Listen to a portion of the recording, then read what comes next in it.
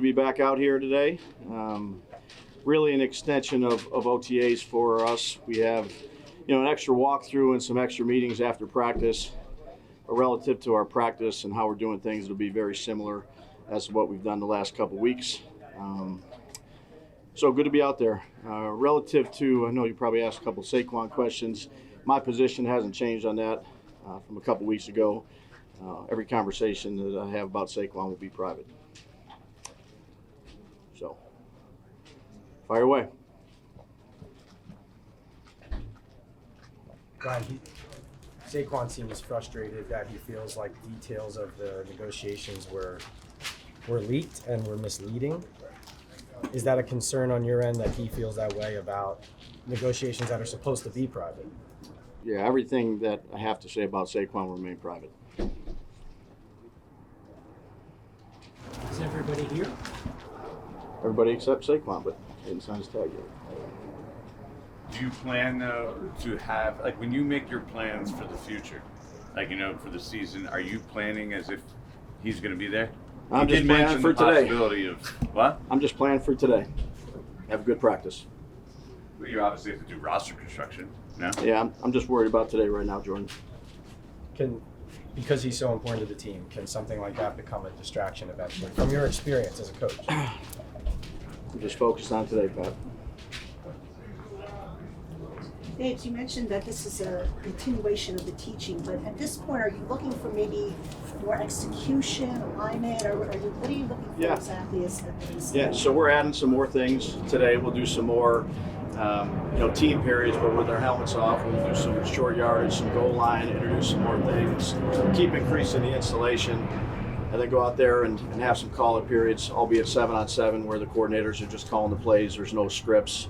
Try to build on our communication, our fundamentals, and keep on, stacking days together. Do you have pretty much everything installed at this point, or is there stuff you're holding back for training camp? I'd say we have a lot, not everything, but a lot. And today with the short yardage and goal line, it's hard to do, but we can do it, with the helmets off and make it a teaching pace. But install those things. We can do some situational football today, separate from one another, but last plays, things like that, and just kind of we're getting close to having everything in. Is there anything tangible that you've seen in terms of Daniel from 1 year to the next year during this period? Well, I just say that he's got a much more comfort level with our offense. Again, we've added, I'd say, considerably new things these camps just to see how they look. But he's got really good give and take with Kafka, seeing how different players look in different spots. He's had a really good camp. How different is that? How do you judge it really good? Like, they're just out here. Yeah, no, he's made right reads. He's had good leadership. He's communicating well. He's doing, he's good in the meetings. All the things that we ask him to do right now during this time of year, he's done a good job with. Is there any difference for you coaching? I mean, I know you're coaching everybody here, but as far as Daniel goes, a lot of time last year was spent getting to know guys. Sure. Right? When you know your quarterback, I mean, you don't know him entirely, but you know what I mean. Yeah. How much does that comfort level, from your perspective, help grow things moving forward? Yeah, I think it's just like any relationship. Year one is you're getting to feel each other out. Year two, hopefully you can build on the things that you've, what makes him tick, what makes me tick, what frustrates me, what frustrates him, plays he likes, plays he doesn't like. I mean, it's good communication. He's a very good communicator. We have open dialogue, not just me, but him and Kafka, him and Shea. He's done a nice job. Are there any young players that you've seen come in here and you can, I know this isn't competition here, but you can see that they improved, and if so, how? Yeah, well, I just say, all the young players, and this is no different than it was last year. Each day you hope to see a little bit more growth from them, whether it's, where to line up, how to line up, the communication factor. It's still a work in progress for, I'd say, a lot of the young guys. Dave, so what have you learned with a spring under your belt with Waller? He's a good pro. He's smart. Again, he's, much like Daniel, I said, he's done everything we've asked him to do. He's a good communicator. He's, played a lot of football, been productive. Again, we're still, utilizing him in different ways. We're seeing what he likes, what he feels comfortable with, what the quarterback feels comfortable with. But He's been a pleasure to be around, both in the classroom and out on the field. Weapon-wise, though, how does he change the offense? We'll see. We got a long way to go. Again, once we get the pads on and start doing all the things that we can do. Right now, it's more of a passing camp per se. But hopefully we can figure out a way to use them best. Given that it's more of a passing camp, do you feel like a player like Darren is someone who you can assess more accurately than maybe like a defensive tackle or an offensive lineman this time of year? Yeah, those guys do pretty much individual, so they don't get a lot of good on good work, and that's just based on rules and things like that. Obviously, we have no pads on. We're trying to do the right thing there, but again, it's his first year in our system. He's still learning things. He's smart. He's picking them up, but we got a long way to go. What do you feel of the group that you're working with now that you're back for a second year? Yeah, no, excited. It's a good day to be out here. These guys have worked really hard. They all understand what it is. It's passing camp per se, and we're just trying to get better day by day. It was clearly a priority. On the what? I'm sorry. I think I focus on hunger that you want to see early going into training. Yeah, we try to be pros in everything we do. So you come into work, you do your job, you try to be really good at it. You learn from your mistakes. Start with me and try to improve each day. Brian, in your career as a position coach, offensive coordinator, now head coach, was your antenna up at this time when you see players come back who have gotten paid? You know what I mean? They got paid, they got their contract. How are they going to be? How are they going to act? Are they going to be the same? No, I mean, my goal is just build a relationship with our guys. And each guy's here for a reason.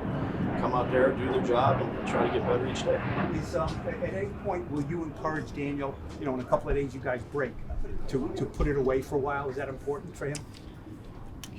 Yeah, I've said this before. It's hard for him to do. So I think he's been in the league long enough. He has a routine that over the next, call it, month that he's used to, and I have a lot of trust that he'll be ready to go. There was obviously a priority this offseason in adding speed and explosiveness at especially the wide receiver position. When you looked at that group this spring, what have you seen? Yeah, a lot of new guys. We're still trying to figure things out. We've moved guys around. We've shuffled them in and out. Obviously, there's some faster guys that we have out here, but we're still working through that. What do you mean by still trying to figure things out? Yeah. Like where guys, their position? Yeah, we've moved them around a bunch, and this is what I think this time of year is for. It's like, I know we're not doing a bunch of teamwork, but Bobby shuffled, offensive linemen in and out to different spots, guard to center, center to guard, guard to tackle. This is the time to do it, to give them a little bit of a foundation, because come July 25th or somewhere around there, it's we're going to get going here, and there's not a lot of time for mistakes. Brian, I think this kind of piggybacks on what Jordan asked, but you have all these new players, Waller and some new wide receivers. Is there a balance between trying to stick with what you did well last year and try to implement some of what these newer guys do? Yeah, that's a good question. Each year it's so different because you roughly have 30 to call it 40% new players. So your job as a coach is to go out there, experiment with some stuff. Obviously you have a baseline of a system, but just because one play looked good one year really has nothing to do with the next year. So like I said, we got a long way to go, working through some things, and the guys have been working really hard, and that's getting ready to go for training camp. Take a couple more. Are you I guess, how do you explain the change in the way running backs are used by the league now compared to 5-10 years ago when you came in? I don't know. I think each year is different. Can a young guy impress you during a camp like this and just give you an idea of where he's heading and how he'll fit in? Right now, we're just trying to make sure they get lined up in the right spots, get our fundamentals and techniques down, and then build on from what they did the day before. Hey Brian, Yes. off season, have you ever done a double take when Andre Patterson has walked by you saying, where do you go? I got to get on his program. Yeah. Nice. Looks good.